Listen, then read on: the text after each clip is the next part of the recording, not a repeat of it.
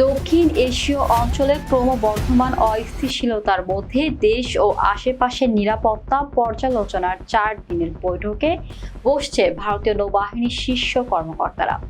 বৈঠকে গুরুত্ব পাবে বাংলাদেশের শাসন ব্যবস্থার পরিবর্তনের বিষয়টিও। আগামীকাল মঙ্গলবার থেকে এই বৈঠক শুরু হবে।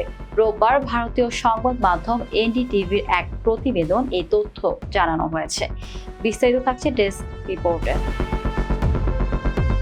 প্রতিবেদনে বলা হয়েছে, বৈঠকে বাংলাদেশের শাসন ব্যবস্থার পরিবর্তনের বিষয়টি আলোচনায় আসবে বলে আশা করা হচ্ছে।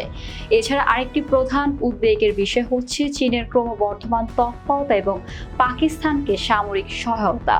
প্রতিরক্ষা কর্মকর্তাদের বরাতে বার্তা সংস্থা এএনআই জানিয়েছে, মঙ্গলবার থেকে দিল্লির নতুন নৌ সদর দপ্তরে 4 দিনের এই বৈঠকটি অনুষ্ঠিত হবে। চলতি বছর এপ্রিলে অ্যাডমিরাল দীনেশকে ত্রিপাঠী নৌবাহিনীর প্রধান হিসেবে দায়িত্ব নেওয়ার পর এটি হবে প্রথম সম্মেলন।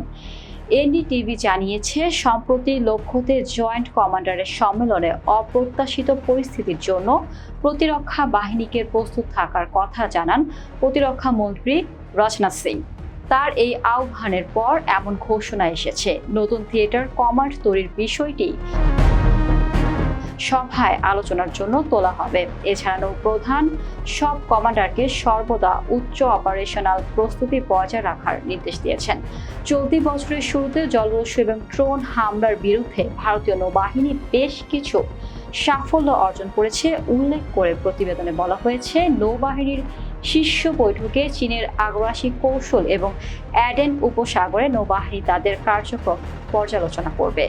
ভারতের নৌবাহিনী বছরে 2 বার কমান্ডার সম্মেলন করে। এই সম্মেলনে সব সিনিয়র অফিসার তাদের কার্যক্রম উপস্থাপন করেন।